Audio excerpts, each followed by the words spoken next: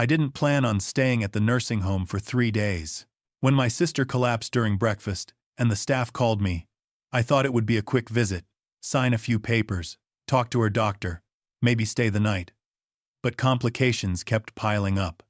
First, it was her blood pressure. Then her confusion worsened. Then the neurologist wanted another scan, just to be safe. By the second night, I was sleeping in one of those narrow family chairs that pretend to be couches, staring at the blinking lights above her bed. My wife, Karen, would normally have been there with me, but she'd been feeling sick all week. Our son, Ethan, offered to stay with her, so I could focus on my sister. "Don't worry, Dad," he kept saying every time I checked in. "Mom's resting. She's fine. I've got everything handled." But something in his voice didn't match his words. Too rehearsed. Too smooth. Almost like he was reading from a script he didn't want me to question. On the second morning I called at 8 a.m., and he didn't answer. Texted. No reply. I tried again at 10. This time he picked up, sounding breathless. "Sorry, Dad. I was making breakfast. Mom's still resting. She's good." "Can you put her on for a second?" I asked. A long pause. "She's asleep. I don't want to wake her." Reasonable enough, but my stomach tightened. Karen never slept in that late. By noon, when I called again, he declined the call and sent a text instead. With Mom. "She's okay. I'll call you later." He didn't. I told myself I was being paranoid. Stress, exhaustion, the beeping machines in my sister's room, everything was getting to me. Ethan had been under pressure lately with his job and bills, but he was a good kid, a responsible kid. He wouldn't lie to me. Still, by the third day, something inside me tightened like a fist. A nameless fear. When my sister finally stabilized, and they moved her to a recovery wing, I packed my things and left immediately. I didn't even stop for coffee. The drive home felt longer than usual, the road stretching endlessly ahead. Every mile brought a little more dread. Something was wrong. I could feel it in my bones. And when I finally turned onto my street, I told myself I was just tired, just imagining things. I had no idea how wrong I was. I pulled into the driveway just after 8 p.m. The house was dark. Completely dark. Not a single lamp on. Not even the soft glow from the kitchen window Karen always left lit for me when she knew I'd be home late. My chest tightened. Maybe she'd gone to bed early. Maybe Ethan took her to urgent care. Maybe I forced myself to breathe, grabbed my bag from the back seat, and walked to the front door. The moment I stepped inside, the air hit me. Heavy. Stale. Like the house had been holding its breath. "Karen?" My voice sounded too loud in the stillness. No answer. I flicked on the hallway switch. The light stuttered once before turning on fully. Something was off. The console table was pushed a few inches to the left. A throw pillow lay on the floor. 1 p.s. Papers from the mail pile were scattered near the staircase. Not messy enough to be a break-in. Too messy to be normal. Ethan? Nothing. I stepped deeper into the living room, scanning. A lamp was missing entirely, the one Karen kept beside her reading chair. Just gone. My heartbeat picked up speed. I checked upstairs mentally, room by room, even before I moved. Something felt wrong. Wrong, in a way I couldn't explain. I set my bag down quietly, almost instinctively, as if making noise was a bad idea. "Karen?" I called again, softer this time. That's when I heard it. A faint, rhythmic sound from upstairs. Not footsteps. Not voices. A knock. Soft but steady. Tap. Tap. Tap. My throat went dry. I moved toward the staircase, each step deliberate. Halfway up, the knocking grew clearer, coming from the guest room. My mind scrambled for explanations. A loose window? A branch? Karen, trying to get my attention because she'd fallen? But the knock wasn't random. It was deliberate. 3 taps. A pause. 3 taps again. My hand tightened on the banister. Karen? I said, just above a whisper. Silence. Then, suddenly another sound. A soft shuffle, like someone moving inside the room. I reached the top of the stairs, heart pounding, staring at the guest room door. The house around me felt wrong. Abandoned. Rearranged by someone who didn't belong. And behind that door, someone was awake. Someone was waiting. I swallowed hard, lifted my hand, and knocked back. 3 taps. The same pattern. Immediately, someone inside froze. Then a small, terrified voice whispered through the wood. Don't let him know you're here. For a moment, I just stood there, staring at the guest room door like it might explain itself. That quiet voice, Karen's voice, shouldn't have been coming from behind it. She never used the guest room. We slept in the master bedroom. She kept sewing supplies in the office, books in the den. But the guest room? No reason for her to be in there? None. My hand hovered over the doorknob. Karen? It's me. Open the door. The knob didn't budge. Not even a rattle. Something was pressed against it from the inside. Don't, she whispered. Don't try to come in. Please. Her voice was shaking so hard, I barely recognized it. Honey, what's going on? Why is the door blocked? A soft thud moved behind the door, like she'd shifted her weight or stumbled. He can't know I'm talking to you, she hissed. He listens. He checks. He comes back up if I make noise. A chill tore down my spine. Who? Ethan? She didn't answer right away. Just breathed fast. Shallow. Panicked. He's not himself, she finally said. Something's wrong with him. I don't know what. But he's not my boy anymore. I felt my pulse hammering in my throat. Karen, unlock the door. I'll help you. I'll get you out. No, she snapped, her voice suddenly sharp with fear. If the furniture moves, he'll hear. He's downstairs. He's always downstairs. I couldn't stop myself. I put my shoulder gently to the door, testing. Something heavy scraped inside. Maybe a dresser. Another piece of furniture jammed against the bottom. She'd barricaded herself in. My wife, gentle, soft-spoken, afraid of even horror movie trailers, had turned our guest room into a shelter. Karen, did he hurt you? Silence. Then, he's not himself, she repeated, as if the phrase was the only safe thing she could say aloud. My stomach knotted. I need to get you out of there. No, she whispered, voice cracking. Not yet. Not until I can tell you what he's done. I pressed my hand flat against the door. Tell me now. Not out loud, she whispered. He listens. And then I heard it. The faint scrape of paper sliding toward the crack under the door. Take it, she breathed. And be quiet. Please. I crouched and reached for the slip of paper as silently as I could. My fingers trembling so badly, I almost pushed it farther under the door instead of pulling it out. It was torn from a notepad we kept in the kitchen, white paper, edges jagged. Karen's handwriting, normally neat, looping, almost teacher-like, was barely legible. Scrawled. Panicked. Each letter cut into the paper, like she'd been stabbing it with the pen. He thinks I know. He thinks I saw what he did in the basement.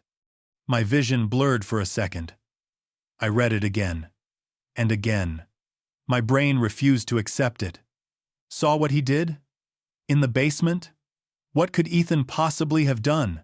The floorboard in the hallway creaked beside me, and I jumped so hard I dropped the note. But it wasn't Karen. It wasn't anyone in the hallway. The sound had come from downstairs. A slow, deliberate footstep. Then another. Heavy. Controlled. Like someone was pacing. Or waiting. Karen's voice came through the door again, So soft I had to lean down just to hear it. He's home. My heart slammed so hard against my ribs it almost hurt. Karen, I whispered. Tell me what you saw. Not now, she breathed. He'll hear you. Go. Go before he comes up. I wanted to argue. I wanted to demand answers. I wanted to break the door down and pull her out.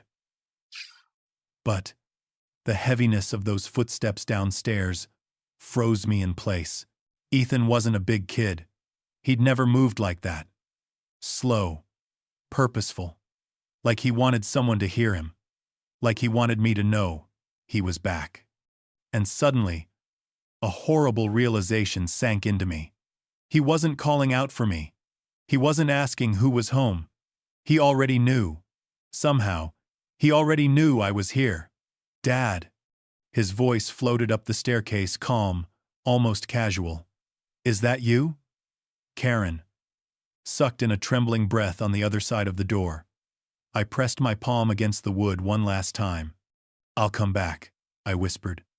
I promise. Be careful, she murmured, barely audible. Please. I picked up the note, folded it, shoved it into my pocket, and forced my voice to sound steady. Yeah. I called down the stairs. I just got in. Ethan's footsteps stopped. Completely. The silence that followed was worse than any sound he could have made. Because it wasn't empty. It was watching. Listening. Waiting. And I realized, as the house settled around us, that Karen was right. Something was wrong with him. Something I didn't recognize. Something I'd never heard in my son's footsteps before. Something that made my blood run cold. Ethan appeared at the bottom of the staircase like he'd been standing in the shadows waiting for his cue. His posture too straight, smile too practiced, eyes too bright. Dad, he said warmly, too warmly. Didn't know you were coming home tonight. I gripped the banister to steady myself. I called you earlier. Oh, he said, shrugging. My phone must have died. He lifted it, screen facing me. It was powered on, 57% battery. He didn't even flinch at the lie. Where's your mother? I asked. Resting, he said immediately. She's been confused. I didn't want to worry you while you were with Aunt Marcy. I felt heat rise in my chest. Confused how? You know, just confused, he repeated, almost mechanically. She had an episode. I put her in the guest room so she could calm down. A muscle twitched in his cheek, the only crack in his performance. I should check on her. No. He said it too fast. Too sharp. Then he softened his voice again. Dad, you've had a long week. She's sleeping. Let her rest. I took another step up the stairs. He moved too, one step forward. Subtle, but intentional, blocking my path to the guest room. Ethan, move. Dad, he said, and his smile vanished like someone pulled a switch. Mom isn't well. You don't understand. She's paranoid, saying things that aren't true. My breath caught. What things? Another lie hovered behind his teeth. I could see him choosing which version to feed me. She thinks I'm doing things, he said finally. Crazy things. You know how she gets when she's not herself. My heart pounded so loud I could hear it in my ears. Move. Now. His jaw tightened. Something cold slipped into his eyes, something calculating, hollow. You're tired, he said gently. But the softness wasn't kindness. It was control. How about this? We sit downstairs, have some tea, talk about your sister. Mom will be fine until morning. I stepped around him. He stepped in front of me again, this time fully blocking the staircase. His body tense. Ready. Dad, he said quietly. I need you to trust me. Behind him, the dark hallway stretched like a warning. Behind me, the stairs creaked under my weight. And behind the guest room door, my wife was hiding from our son. Ethan, I said, voice low. Move aside. His eyes flicked upward. toward the guest room, toward Karen. And for the first time, there was no mask, no smile, just something sharp and dangerous. "No," he said. Ethan finally backed down, not because he wanted to, but because I pretended to. I told him I was exhausted, that he was right, that I'd check on Karen in the morning. He watched me too closely, eyes narrowed, measuring every breath I took. Eventually, after hovering in the living room for nearly an hour, he announced he was going to bed. He lingered on the stairs, like he expected me to follow. When I didn't, he said, "Good night, Dad," in a tone that sounded much more like a warning than a farewell. I listened from the couch as he climbed the stairs, listened to his bedroom door shut, listened for the lock. He didn't use it. Either he trusted me, or he didn't need to. I waited. 10 minutes. 30. I replayed every creak, every movement overhead. Eventually, his footsteps faded into the slow, steady rhythm of sleep. Or, what I hoped, was sleep. When I was sure, I slipped off the couch and moved toward the basement door. I had no reason to check down there, no logical one, at least. But Karen's note pulsed against my thigh like a heartbeat. "He thinks I saw what he did in the basement." The doorknob felt cold. I turned it slowly, wincing as it clicked. Inch by inch, I opened it and crept down the wooden stairs. The basement light flicked on with a harsh buzz, revealing everything at once. And everything was wrong. The lock on the inside of the door, the lock I'd installed years ago, was missing. Unscrewed. Removed. A pile of medical supplies littered the old workbench. Gauze, alcohol wipes, gloves, a half-empty bottle of ibuprofen, a flashlight. My stomach twisted. In the far corner sat a cot. Thin. Makeshift. The blanket on it was rumpled, like someone had lain there recently, like someone had been kept there. I moved toward the metal bin near the furnace. Ash filled the bottom. Paper ash. Something had been burned recently. The edges were still curled, blackened but recognizable. I reached in and pulled one out. The ink was warped, but I could still make out words. My address. My name. And at the bottom, transfer of property. Another charred corner revealed the name of my sister's nursing home. A billing statement. A financial summary. Forms that should have been in a file upstairs. Not here. Not burned. A chill raced through me. This wasn't Karen's confusion. This wasn't an episode. Ethan wasn't helping her. He was hiding something. Destroying something. Planning something. Upstairs, a sudden floorboard cracked loudly. Not random. Not by accident. Footsteps. Slow. Heavy. Coming toward the basement door. My heart slammed in my chest as the footsteps upstairs faded again. Ethan wasn't coming down after all. Maybe he'd only gone to the bathroom. Maybe he'd paused outside the basement door to listen. Either way, I stayed frozen in place, hardly breathing, until the house fell silent again. Only then did I continue searching. Something nagged at me. An instinct. A feeling that the burned papers weren't the whole story. That there was more here, just out of sight, and that's when I saw it. A small black object tucked beneath the edge of the workbench. No bigger than my thumb. Not dusty. Not forgotten. Recently placed. Recently used. I crouched and picked it up. A tiny recording device. A camera. My stomach dropped. I flipped it over. The SD card was still inside. Whoever had used it hadn't had time to wipe it, or hadn't thought I'd ever find it. My hands shook as I pulled the card out and slipped it into my phone with an adapter. The screen lit up, loading a list of video files time-stamped over the past week. The first video opened with a shaky view of the basement floor. Then the camera was lifted, propped up on something, and pointed toward the far wall, toward a chair. Karen's chair. My wife was tied to it, wrists bound, ankles pinned, a strip of duct tape hanging loosely from her cheek, where it must have peeled off. Her face was red from crying. Her hair matted. Her breath shallow and frantic. "Mom," a voice said off-screen. "Ethan. Calm. Too calm. We need to do this again. You need to focus." Another video.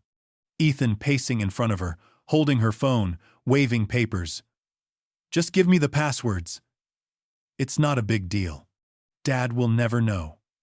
Karen shook her head violently, sobbing. "Ethan, please, please stop. We can figure something out. Just talk to your father." He slammed his hand against the wall beside her, and she flinched. "No more games. I need access now." Video after video showed him growing angrier, more frantic. He brought water sometimes, food other times. Not kindness, maintenance, keeping her alive long enough to get what he needed. The last recording began with Ethan shouting too close to the camera, face distorted with rage. "You told him, didn't you? You called him!"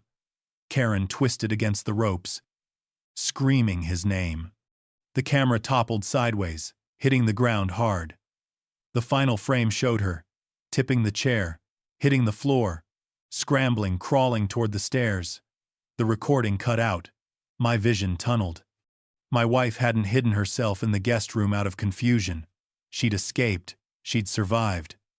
And my son, my own son, had done this to her. I moved up the stairs like a ghost, the video still burning behind my eyes. Every step felt heavier, slower, like my body was rejecting what my mind had just seen. At the top of the staircase, the hallway was silent, except for the faint, trembling sound of breathing behind the guest room door. "Karen." I pressed my palm to the wood. "It's me. Did he hear you?"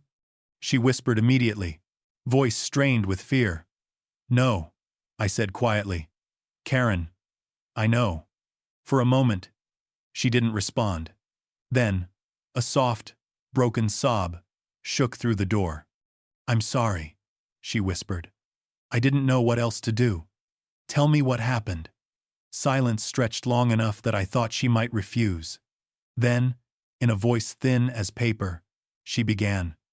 "About 2 months ago, Ethan started acting strange, nervous, pacing at night. He kept getting these phone calls he wouldn't explain." Her breath quivered. "I followed him one night, just down to the basement. He didn't know I was watching." She swallowed hard.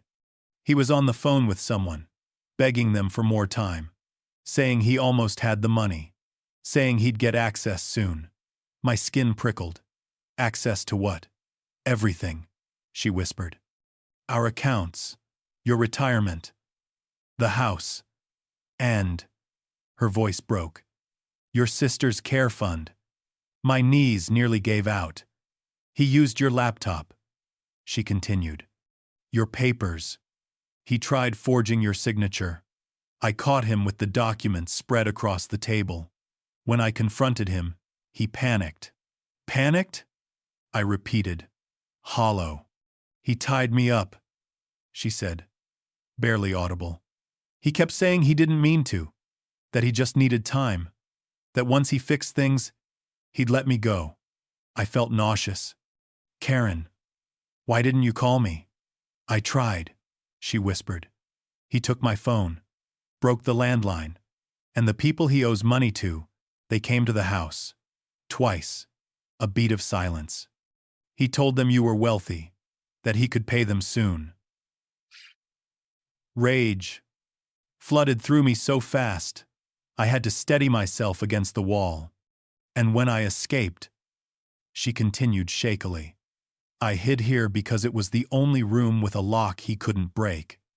I pushed the furniture, and I prayed you'd come home early." I closed my eyes, letting her words sink deep into me.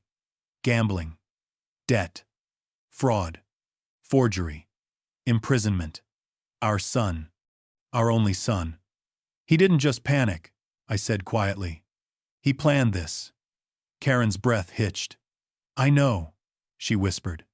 "And I think he's getting desperate."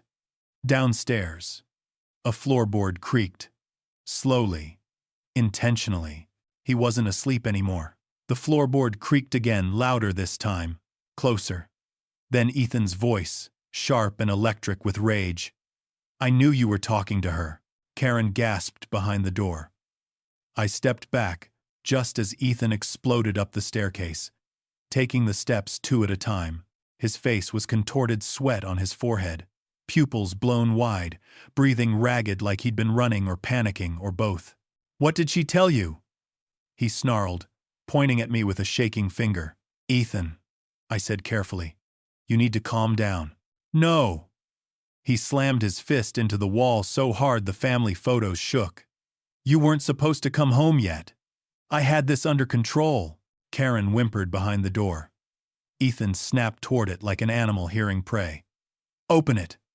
he screamed, pounding on the barricaded door. "You don't get to hide from me. Not after what you did. What she did." I grabbed him by the shoulders and yanked him back. "She's terrified of you." He shoved me off with surprising strength. "You don't understand, Dad. Those men, those people, I owe them more than you can imagine. They said they'd kill me. They said they'd kill you too if I didn't pay them back." My blood ran cold. "What men?" "The ones who funded the crypto deal. The ones who fronted the money for the bets. They're not normal lenders." His hands shook violently. "Mom ruined everything when she stole the papers. She tried to tell you before I could fix it." "She didn't steal anything," I said. "She caught you forging my signature." He lunged at the door again, ramming his shoulder against it. "Let me in." The dresser inside groaned under the impact. Wood splintered. Karen cried out. That was it. I grabbed Ethan's arm and dragged him backward. He twisted, fought, clawed at my shirt like a man drowning. "I was doing this for us!" he shrieked. "For the family. You don't have any money left. Everything's tied up in the house. And Aunt Marcy's care, how else was I supposed to get it?" The rage in his voice turned feral. His fist flew toward my face. I blocked it. We crashed into the hallway wall, struggling, his breath hot and wild against my ear. "You ruined it," he screamed. "You ruined everything." "No," I panted, wrestling him toward the spare room. "You did." With a final shove, I forced him across the threshold and slammed the door, locking it from the outside as he howled on the other side. Ethan threw himself against the spare room door, each impact shaking the frame. I braced my back against it, holding the handle down with all my strength. "Dad!" he screamed. "Let me out. I'm not done." "We're not done. We're done," I said through gritted teeth. "Please!" His voice cracked. Just listen. I can fix this." The sudden desperation in his tone made my stomach twist. He wasn't lying. He wasn't manipulating. He was drowning, but that didn't make him safe. "Karen," I called. I ran back to the guest room and pushed the dresser just enough to squeeze myself through. Karen stood in the center of the room, hair tangled, face pale, eyes wide with terror. "Is he locked in?" I said. But not for long. We pushed the dresser aside, just enough for her to slip out. Her legs nearly gave out as she stepped into the hallway. I caught her, steadying her trembling body. Below us, Ethan's voice broke into sobs. "Mom, Dad, please, don't call anyone. You don't understand, they'll kill me." Karen flinched. "We have to go," she whispered. I wrapped my arm around her and guided her down the stairs as quietly as possible. Ethan's sobs turned manic, pleading one second, screaming the next, pounding on the door until the hinges rattled. "Don't do this to me. I'm your son." We reached the front door. My fingers fumbled with the lock. Karen kept looking over her shoulder, terrified he'd break free. When the door finally swung open, cool night air rushed in like salvation. We stumbled onto the porch. I grabbed my phone and dialed 911 with shaking hands. The moment the operator answered, Ethan's voice changed again, shrieking from upstairs, animalistic with panic. No, don't call them. You can't do this. Please, Dad, please." Then, abruptly silence. A thud, then another. He was throwing himself at the door. Or maybe the wall. Or maybe both. "Get someone here now," I told the dispatcher, voice breaking. My son is dangerous. My wife's been held captive. We need help." Sirens approached in the distance, growing louder. 5 minutes later, officers burst into the house. They pinned Ethan in the hallway upstairs, still crying, still begging, still insisting he had a plan.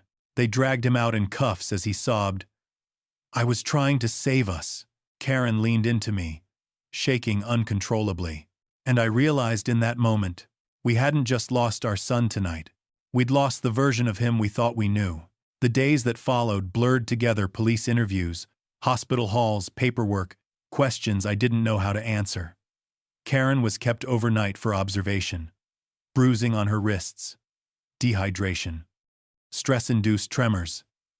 The doctor said she was lucky. I didn't feel lucky. I felt hollow. Detectives came to the house the next morning with a warrant. 2 officers escorted me inside while Karen rested at the hospital. The place looked different in daylight. Less haunted. More violated. The guest room still bore the marks of her barricade. Dents in the doorframe. Deep scrapes on the floor. But it was Ethan's room they wanted first. They found everything. A list of passwords, half real, half guessed, scribbled on notepads and sticky notes. Copies of our bank statements. My sister's medical files. Legal forms, recreated with our names, my signature traced from an old tax return. Credit card applications under our address. His desk drawer held 2 burner phones, one still warm from use. Detective Morales scrolled silently through the text messages, his jaw tightening with each swipe. Need the money by Friday. He promised he'd get access soon. Parents old. They'll fold if pressured. If he fails again, we collect another way. Predators. Loan sharks. People who didn't need contracts. They needed leverage. The most chilling part wasn't the threats. It was the notes Ethan wrote to himself. Plans. Timelines. Step-by-step. Instructions. Convince Dad to sign property transfer. Move Mom into care facility early. Secure bedroom for Dad when he's alone. Call property lawyer for expedited processing. He wasn't improvising. He'd been constructing this life-ruining puzzle for months. Detective Morales pointed toward a folder beneath Ethan's mattress. Inside were printed emails to a financial broker, someone promising to make the money disappear from probate complications. Another page showed our house's estimated value circled 3 times in red ink. He wasn't just desperate, Morales said quietly. He was preparing to take everything you own. I stared at my son's handwriting. The loops. The slants. I remembered helping him write his first school project at this very desk. Now, those same hands had tied my wife to a chair. Same boy. Different person. Or maybe I just didn't see who he had become. Karen came home 2 days later. Physically stable, but emotionally shattered. She flinched at sudden noises, avoided the staircase, slept with the lamp on. Sometimes she'd grip my arm suddenly, whispering, "Is he here?" Even though Ethan was locked in a cell miles away. Trauma rewires a person. I saw it happening in real time. And yet, she apologized, constantly apologized for hiding, for not calling sooner, for surviving. I kept telling her none of this was her fault, but she carried the guilt like a bruise under the skin. Mine was heavier. A father is supposed to protect his child. But what happens when the child becomes the danger? Ethan's charges piled up quickly.